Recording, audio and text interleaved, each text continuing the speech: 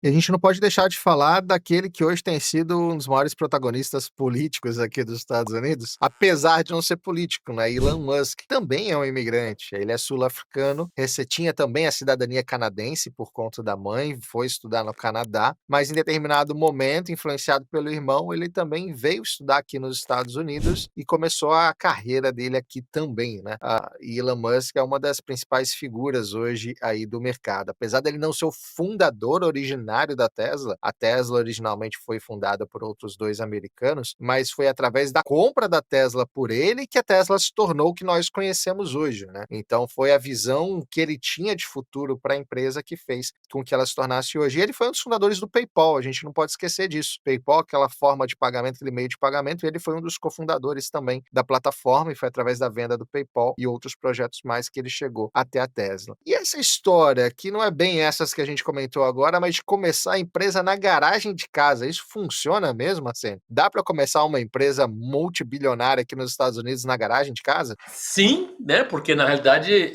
eu tive a oportunidade de, quando eu estava no início da minha jornada nos Estados Unidos, no final dos anos 80, eu estava justamente morando no Silicon Valley, trabalhando na Packard Bell Computers, que foi uma das primeiras a vender PCs em lojas de varejo, etc. E foi um momento assim muito mágico, porque naquele momento Jeff Bezos começava com uma livraria a entregar livros via pedidos feitos na e-commerce e literalmente ele estava fazendo o business dele numa garagem, ou seja, na garagem da família e etc. Também teve o caso do Steve Jobs, quando ele começou a querer programar alguma coisa, ele foi falar com o pessoal da HP, então ficou emblemático, grandes empresas que começaram na garagem, literalmente, né? Garagem é aquela coisa bem típica nos Estados Unidos, onde a garagem não tem tudo, mas não tem o carro, né? Não tem o carro ali, que tem todas as ferramentas das pessoas, dos americanos que usam bastante a garagem. E por que não o jovem que tem uma ideia muito boa e começa a desenvolver na garagem? Arsene, é interessante que essa cultura de empreendedorismo nos Estados Unidos ela é muito forte, né? Quando a gente fala que as empresas começam ainda na cadeira da universidade ou então na garagem, isso é muito por conta de todo esse ambiente que é criado. E a própria universidade tem um papel muito importante, né? Diferente do Brasil, que a universidade é uma instituição isolada ali, focada só no ensino, entregou o diploma, acabou o relacionamento. Aqui a universidade está muito ativa no dia a dia, principalmente com parcerias com empresas, desenvolvimento de pesquisas, novas tecnologias e com muito aporte também financeiro para desenvolvimento de profissionais e potenciais. Então, acredito que a universidade tem um papel muito importante também para a criação dessas novas empresas, não tem? Davi, essa é a essência, talvez, do grande progresso e das regiões que começaram primeiro, que eles chamam de Technology Corridor, que vai desde Boston até Washington, passando por todo Nova York, principalmente para projetos que o governo, está mais no eixo de Washington, investia através das universidades. E também, obviamente, o nascimento do Silicon Valley tem a ver com as universidades padrão, ou seja, da Stanford e da Berkeley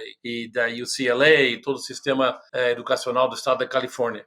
Vai além disso, viu, Davi? Porque, na realidade, as grandes empresas usam a universidade justamente para financiar projetos de doutorados e atrair as melhores mentes dos Estados Unidos e do mundo para desenvolver projetos específicos que vão reverter numa patente, por exemplo, para uma empresa. E a universidade ganha muito dinheiro também com isso. Se reverte também em doações muito importantes para os departamentos das universidades. Além disso, e por causa disso, criou-se então os grandes centros de incubação, ou seja, dentro das próprias universidades, todas elas têm uma grande maioria, principalmente as maiores. Por exemplo, você tem a Stanford com o StarX, que foi uma das primeiras grandes incubadoras, a Harvard Innovation Labs, MIT, Columbia.